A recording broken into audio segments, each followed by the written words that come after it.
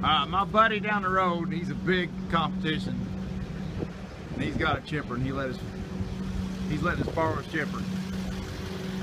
And we're trying to get some extra mulch made for the year.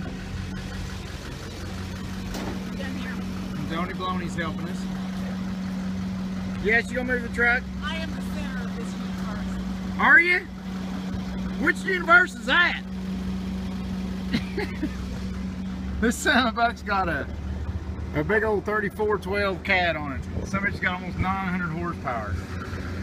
I love this thing. It's a wood-eating monster now. It's got some kind of like a timer thing that lets it start.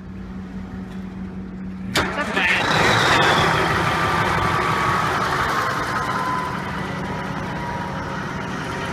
dude. Me and Bert put that son of a buck on a pulling tractor.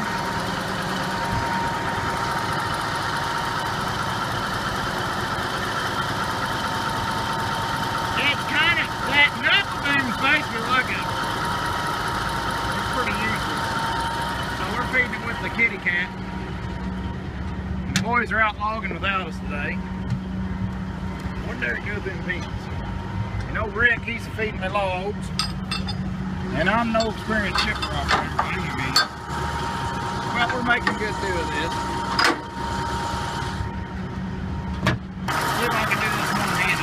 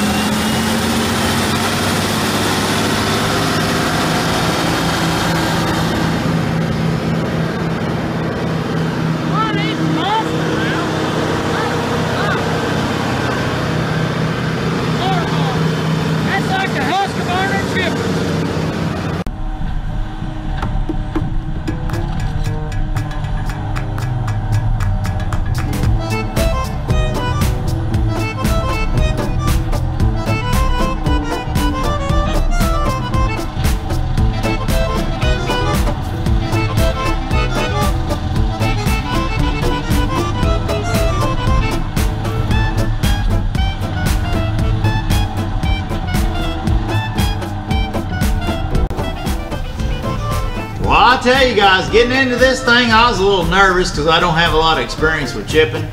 And these mobile chippers and stuff, I always heard plenty of horror stories and stuff, but I'll tell you what, I'm sure, of course I knew my buddy to start with. He's a pretty intelligent individual, and he does his homework right and good, you know, so I figured whatever he's using to chip with is going to be pretty damn good anyways, you know. But I'll have to say, this son of a buck turned out to be a pretty innovative piece of machinery. I mean, it looks old and antiquated, but now this machine can get the freaking job done. It ain't no dicking around, you know.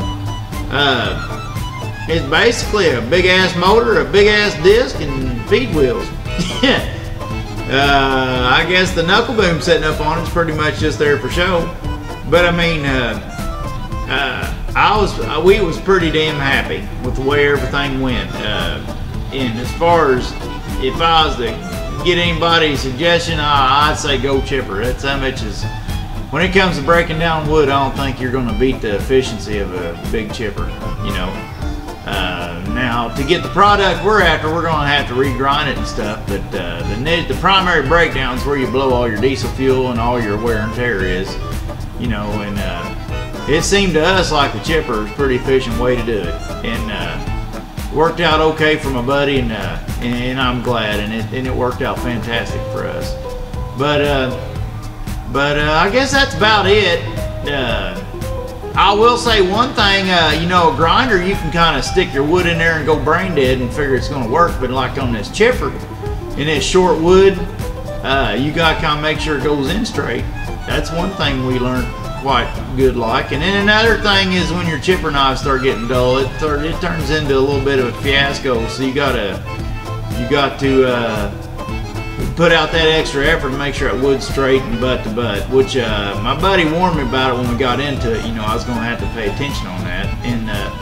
And I learned the hard way on one. I think I stuck 2 or 3 pieces in. They got cock-sided, and I finally had to take a damn chain at one point and pull a chunk of wood out of it because they got 3 pieces in there and they didn't want to feed.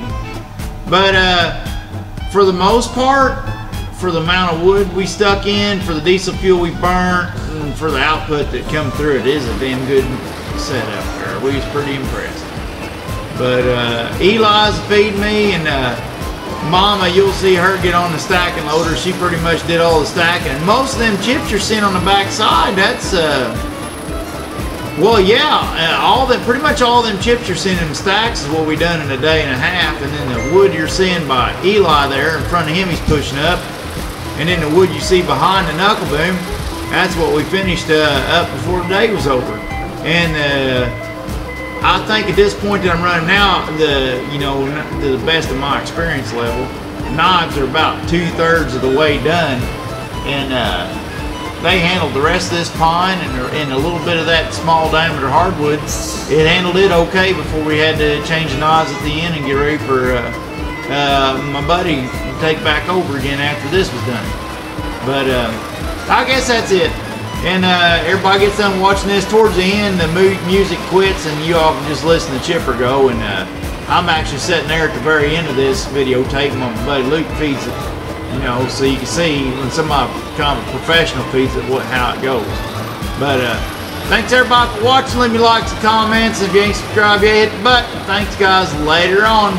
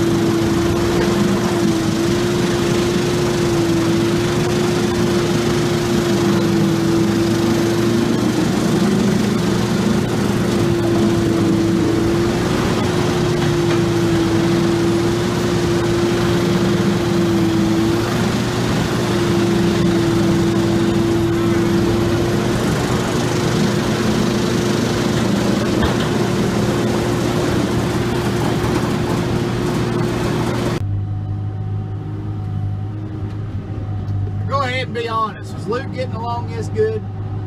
No,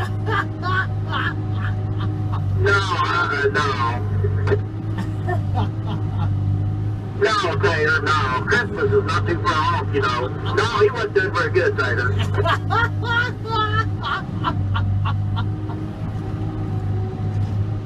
Did that really answer your question?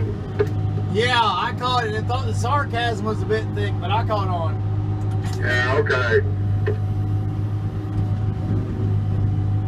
Shut up, Eli. The devil knows that.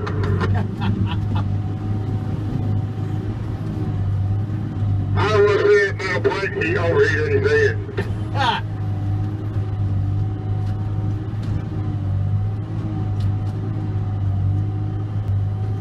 Vic was right, there's chips coming out of there all the time. Well, this walk around you makes me nervous, and I just fuck up. That's a real good excuse.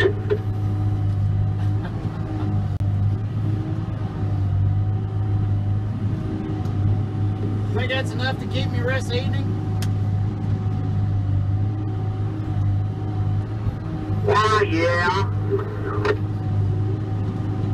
Alright, well y'all play me if you want. What do you say, Eli? Take 1 or 2 loads to do that.